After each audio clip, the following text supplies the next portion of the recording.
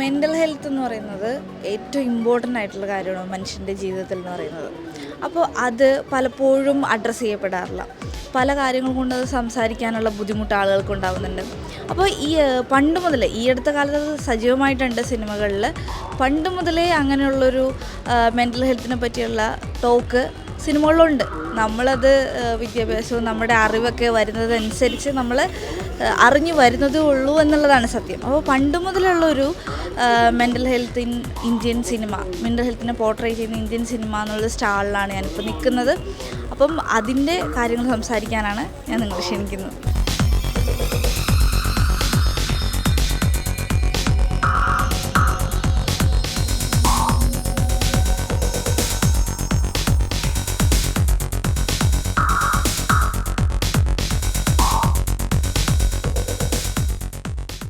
ഇത്തവണത്തെ IFFK വേദിയിൽ ആരോഗ്യവകുപ്പിൻ്റെ ഒരു സ്റ്റാളിൽ കുറിച്ച ചില വിലയേറിയ വിവരങ്ങളാണിവ. പണ്ട് മുതൽക്കേ തന്നെ ശാരീരിക മാനസികാരോഗ്യ വിഷയങ്ങളെ സംബന്ധിച്ച വിവരങ്ങൾ സിനിമ നമ്മളോട് സംസാരിക്കുന്നുണ്ടെന്ന് വിളിച്ചു പറയുന്നതാണ് ഈ ഓരോ വിവരണങ്ങളും. മാനസികാരോഗ്യം ചർച്ച ചെയ്യുന്ന സിനിമകൾ ഈയടുത്താണ് ഉണ്ടാകുന്നതെന്നൊരു തെറ്റിദ്ധാരണ തിരുത്താനും ഈ സ്റ്റാൾ നമ്മളെ സഹായിക്കുന്നുണ്ട്. മൈ നെയിം ഈസ് ഖാൻ മുതൽ മഞ്ഞുമൽ ബോയ്സ് വരെയുള്ള സിനിമകളിൽ ചർച്ച ചെയ്ത മെൻ്റൽ ഹെൽത്ത് പശ്ചാത്തലങ്ങളെല്ലാം ഈ വിവരണങ്ങളിൽ വ്യക്തമാണ്.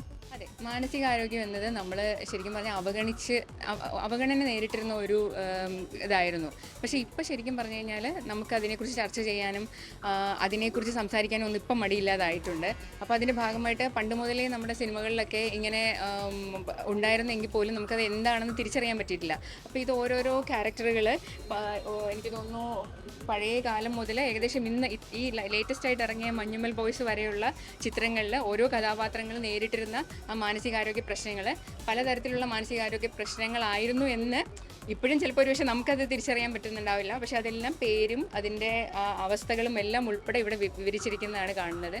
ഇപ്പോൾ ഈ കഴിഞ്ഞ ദിവസങ്ങളിലൊക്കെ വന്നിരുന്ന പല ആൾക്കാരും ഇത് കണ്ടിട്ടാണ് ആക്ച്വലി എന്താ പറയുക, അവർക്ക് ആ ഒരു റിയലൈസേഷൻ ഉണ്ടായത് ശരിക്കും പറഞ്ഞു കഴിഞ്ഞാൽ. അതായത് ഇങ്ങനെയുള്ള ഈ പ്രശ്നങ്ങൾ ഈവൻ നമ്മൾ വളരെ എന്താ പറയുക ഗ്ലോറിഫൈഡ് ആയിട്ട് കണ്ടിരുന്ന പല ഇതുപോലും മാനസികാരോഗ്യ പ്രശ്നങ്ങളായിരുന്നു എന്നുള്ളത് തിരിച്ചറിയുകയും അവരതിനെക്കുറിച്ച് കൂടുതൽ അവെയർ ആകുകയും ചർച്ച ചെയ്യുകയും കണ്ടതാണ്. അത് തന്നെയാണ് നമ്മൾ ഉദ്ദേശിച്ചത്. കേരള സർക്കാരും അതുപോലെ തന്നെ NHM നാഷണൽ ഹെൽത്ത് മിഷൻ്റെ ഒരു സ്റ്റാളാണിത്.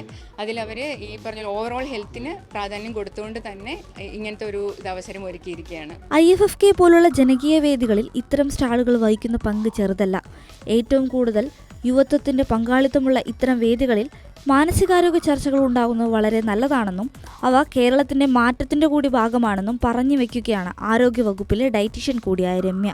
ഇപ്പോൾ ശരിക്കും ഓവറോൾ ഹെൽത്ത്, ഫിസിക്കൽ ഹെൽത്ത് മാത്രമല്ല മെൻ്റൽ ഹെൽത്തിനും വളരെയധികം ഇമ്പോർട്ടൻസ് നമ്മുടെ സമൂഹം കൽപ്പിച്ചു തുടങ്ങിയിട്ടുണ്ട്. അതിനുവേണ്ടി ഇപ്പോൾ എന്തെങ്കിലും ഒരു പ്രശ്നം ഉണ്ടെന്നുണ്ടെങ്കിൽ തെറാപ്പി എടുക്കുക എന്നുള്ളത് അവർ എന്താ പറയുക വളരെ പോസിറ്റീവായിട്ട് കാണുന്ന ഒരു ചേഞ്ചാണ്. അപ്പോൾ നമ്മുടെ കേരള ഗവൺമെൻറ്റും ഇപ്പോൾ ഈ ഇതുപോലെ യങ്സ്റ്റേഴ്സും അതുപോലെ വളരെ വേറിട്ട് ചിന്തിക്കുന്ന ആൾക്കാരും വന്നു പോകുന്ന ഈ ഒരു IFFKയിൽ ആക്ച്വലി അതിനും കൂടെ ഒരു വളരെ ഇമ്പോർട്ടൻസ് കൊടുത്തുകൊണ്ട് ശാരീരികാരോഗ്യ പ്രശ്നങ്ങളെക്കുറിച്ച് ബോധവൽക്കരണം നടത്താനും അവർക്ക് വ്യക്തമായ ആരോഗ്യ വിവരങ്ങൾ പങ്കുവയ്ക്കാനും ഈ സ്റ്റാളിൽ ശ്രദ്ധിക്കുന്നുണ്ട്. ഈ വെയിറ്റ് മെഷീൻ കണ്ടു കഴിഞ്ഞാൽ നമുക്ക് അപ്പം തന്നെ വെയിറ്റ് നോക്കാം. അത് എവിടെയാണ്, റെയിൽവേ സ്റ്റേഷൻ ആയാലും കമ്മ്യൂണിറ്റി ഹെൽത്ത് സെൻ്റർ ആയാലും എവിടെയായാലും. പക്ഷെ അതുപോലെ ഹെൽത്ത് മൊത്തത്തിൽ നോക്കാൻ നമ്മൾ മലയാളികൾ ഓക്കെയാണ്. അല്ല ആക്ച്വലി ശരിയാണ്. ഇപ്പോഴത്തെ യുവതലമുറ ഉൾപ്പെടെ അവർക്ക് ആരോഗ്യത്തെക്കുറിച്ച് ആശങ്കകളുണ്ട്. കാരണം അവർക്ക് തന്നെ അറിയാം നമ്മുടെ ജീവിതശൈലിയിൽ കുറേ എന്താ പറയുക അപാകതകളുണ്ടെന്നൊക്കെ. പക്ഷേ എനിക്ക് തോന്നുന്നു കുറേ ആൾക്കാരൊക്കെ ഈ ഒരു യങ് ജനറേഷൻ കുറേയും കൂടെ അതിന് വേണ്ടിയിട്ട് ശ്രമിക്കുന്നുണ്ട്. അതായത് കുറച്ച് എക്സസൈസും കുറച്ച് ഡയറ്റിങ്ങും ഒക്കെ. പക്ഷേ ഇപ്പോഴും ഒരു മെജോറിറ്റി ആൾക്കാരും എനിക്ക് തോന്നുന്നു ഈ പറഞ്ഞ വെയിറ്റ് നോക്കും. പക്ഷേ കുഴപ്പമില്ല, കുറച്ചുകൂടെയൊക്കെ കഴിയട്ടെ എന്നുള്ളൊരു ചിന്താഗതി വെച്ച് പുലർത്തുന്നുണ്ടെന്ന് തോന്നുന്നു. അല്ലെങ്കിൽ നമുക്ക് എന്തെങ്കിലും ഒരു അസുഖം, ഒരു ലൈഫ് സ്റ്റൈൽ ഡിസീസ് വരുന്നത് വരെ കാത്തിരുന്നിട്ട് അത് കഴിയുമ്പോൾ നമുക്ക് നന്നാവാം എന്ന് ചിന്തിക്കുന്നവരും ഉണ്ട്. എല്ലാ ദിവസവും നമ്മൾ കണ്ടുവരുന്നത് ആക്ച്വലി അവർ ഭയങ്കര ആകാംക്ഷയോടെ തന്നെ വന്നിട്ട് കാര്യങ്ങൾ തിരക്കുകയും നമ്മുടെ കയ്യിലൊരു ഫാറ്റ് അനലൈസർ ഉണ്ട്. അത് വെച്ചിട്ട് നമുക്ക് അവരുടെ ഒരു ബോഡി സ്ട്രക്ചർ തന്നെ, അതായത് അവരുടെ ബോഡി ഫാറ്റ് എത്ര പെർസെൻറ്റേജ് പ്രോട്ടീൻ ഉണ്ട്, എത്ര പെർസെൻറ്റേജ് വാട്ടർ കണ്ടൻറ് ഉണ്ട്, അതായത് നമുക്ക് മൊത്തത്തിലൊരു നമ്മളെക്കുറിച്ച് ഒരു അവയർനെസ്, നമ്മുടെ ശരീരത്തെക്കുറിച്ച്, ശരീരഘടനയെക്കുറിച്ച് അതിനെക്കുറിച്ചൊരു അവയർനെസ് കിട്ടുന്നുണ്ട്. അപ്പോൾ അതിലവർ വളരെ ആകാംക്ഷയോടെ വന്നിട്ട് കാര്യങ്ങൾ അന്വേഷിക്കുകയും അതിനനുസരിച്ച് അപ്പോൾ നമ്മൾ ചോദിക്കുമ്പോൾ മനസ്സിലാവുന്ന കാര്യം ഇതിനു മുമ്പും അവർ ഇതുപോലെ ജിമ്മിൽ പോകുന്നവരാണ് കുറേ ആൾക്കാരൊക്കെ. ഇപ്പം പല കാരണങ്ങൾ കൊണ്ട് അത് നിർത്തി വെക്കേണ്ടി വന്നിട്ടുണ്ട്. പക്ഷേ എന്നിരുന്നാലും എനിക്ക് തോന്നുന്നു ഒരു നമ്മൾ പഴയ തലമുറയെ അപേക്ഷിച്ച് കുറച്ചുകൂടെ കോൺഷ്യസ് ആണ് യങ് ജനറേഷൻ. സെൽഫ് കെയർ ആണ് ദ മോസ്റ്റ് ഇമ്പോർട്ടൻറ്റ് കെയർ. അതിനൊപ്പം നമ്മുടെ സർക്കാരും ആരോഗ്യവകുപ്പും ഉണ്ട് എന്ന് തെളിയിക്കുന്നതിന് കൂടിയാണ് ഈ സ്റ്റാള് നമുക്ക് മുന്നിലുള്ളത്. അതുപോലെ തന്നെ മെൻ്റൽ ഹെൽത്തിനെ പറ്റി, മെൻ്റൽ ഹെൽത്ത് ഡിസോർഡേഴ്സിനെ പറ്റി സിനിമയും നമ്മളോട് പണ്ട് മുതൽക്കേ സംസാരിച്ചിരുന്നു എന്ന് തെളിയിക്കുന്നതാണ്. പലരും ഇവിടെ വന്ന് ഇത് കാണുമ്പോഴാണ് ഇങ്ങനെ ഉണ്ടായിരുന്നു, അല്ലെങ്കിൽ ഇങ്ങനെയുള്ള അവയർനെസ്സുകൾ അല്ലെങ്കിൽ ഇങ്ങനെയുള്ളൊരു ആളുകളോട്ട് എത്തിക്കാനുള്ള ശ്രമങ്ങൾ ഉണ്ടായി എന്ന് നമുക്ക് പോലും മനസ്സിലാവുന്നത്. ക്യാമറ പേഴ്സൺ വിനോദിനൊപ്പം അരുണിമ പ്രദീപ്, കൈരളി ന്യൂസ് ഓൺലൈൻ.